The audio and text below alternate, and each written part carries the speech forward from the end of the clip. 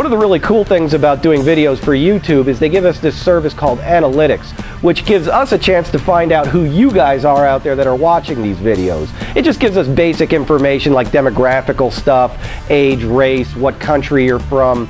And one of the funny things is we get to find out exactly how long on average people tune into our channel. Now, most of the videos we do are about 6 to 8 minutes long. I try to keep it short so that I'm not boring you with a bunch of crap. But I found there's a certain block of people that for whatever reason only make it through about 3 minutes of the video. And I don't know if it's attention deficit disorder or you just suddenly have this porn addiction and you got to run over to your favorite porn site or whatever. So I thought this week maybe we'd cover a topic that we could hold your attention for maybe 3 minutes and 30 seconds or something like that. So contrary to popular opinion, we actually do read your comments on the bottom of the page. And I noticed one thing that we've had a lot of people asking for is for us to cover the 357 Magnum style guns like the Dan Wesson. So I thought this is as good a time as any. This week we're doing the Dan Wesson style 357 Magnum Airsoft revolvers. Now right off, I got to tell you that this is probably not going to be the most practical gun for shooting tactical airsoft scenarios with, for the obvious reason that it only holds 6 bullets. So you're only going to get 6 shots and then you're going to be running your ass off because the guy behind you is probably going to have 15 to 20 shots in his high capacity pistol. But if you can get past that small deficiency, there are some strengths to having a gun like this that may pay off for you. Now, to me, the most obvious reason for carrying a gun like this is it just looks badass. You don't even have to shoot somebody with this gun. You just need to pull this thing out and it's going to scare the living crap out of most people. Now, I understand one of the main characters in the Call of Duty series uses these guns, or if you're a big fan of the Walking Dead TV series, I know one of their main characters is a big aficionado of the long-barreled Magnum revolvers. Either way, these guns have a look that you just can't get with any other pistol. Now, the guns we're going to be talking about in particular today are the Win-Gun 702 series. These are pretty much modeled after the Dan Wesson large frame revolvers that are typically chambered in 357 Magnum.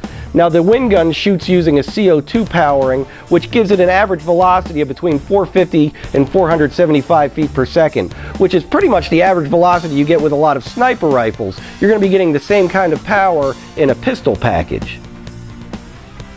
Now, like I said earlier, the gun is CO2 powered, so in order to get to that, you just slide the grip back, which reveals the area where the CO2 is kept. It also hides the little thumb screw in the bottom for both tightening it up as well as loosening it for removing the cartridge. Now, where most people wreck these kind of guns is they tend to over-tighten the thing, thinking that they're going to keep it from leaking. The problem is there's a little washer inside of there that's made of a nylon that if you keep crushing that down, it'll eventually start leaking in the long run. So the best bet is when you're putting CO2 in any kind of gun is to apply the least amount of pressure that you can put into it so that you don't hear it leaking, but you don't want to over-tighten the thing so that it'll last a lot longer. So when you're done, you just simply slide the grip forward and you're ready to go. Now, you can load this gun either of 2 ways. The first way is to use this lever located on the rear of the frame, which in its rearward position operates as a safety, and when you push it forward, it releases the cylinder, allowing it to swing out, giving you access to the shells inside of it.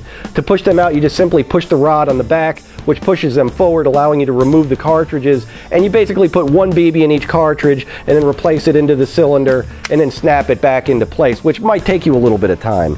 If you want to do it a little bit quicker, just take your good old-fashioned speed loader and just inject the cartridge with a BB on the front of it and just rotate the cylinder that way, which will get you back into the action a little bit quicker. The gun can be fired in either single or double action mode. In single action mode, you just basically pull the hammer back and fire each round individually that way. Double action mode, you basically leave the hammer down and just simply pull the trigger all the way through, which allows you to fire it in a more rapid fire kind of fashion. Now, for more accurate firing, it's advisable to do it in the single action mode because it gives you a little bit of a lighter trigger pull so you can be a little more accurate with it. In the double action mode, if you're in an emergency and you need to empty the gun out real quick, it gives you that ability. And the double action trigger pull really isn't too bad on this gun, so it still gives you decent accuracy even when you're firing in double action.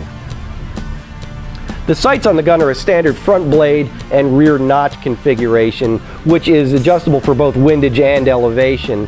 The front blade does have a single dot in it, although the rear does not have any kind of markings on it, which I personally prefer the 3-dot sights for better low-light sight acquisition. But for an airsoft gun, this gives you more than adequate sights. One really cool custom feature about this gun that I love is it has these upper and lower Picatinny rails that are included with the gun. They just simply slide onto the frame on the upper and lower rails and are held into place with a couple of set screws. Now, normally I'm not a big fan of putting scopes on pistols, but considering that this gun has a velocity of around 500 feet per second, it's not out of the question to get fairly good accuracy out of this thing. So putting a scope on it is really probably not a bad idea, since you could probably make use of that better accuracy and velocity and actually make your shots count.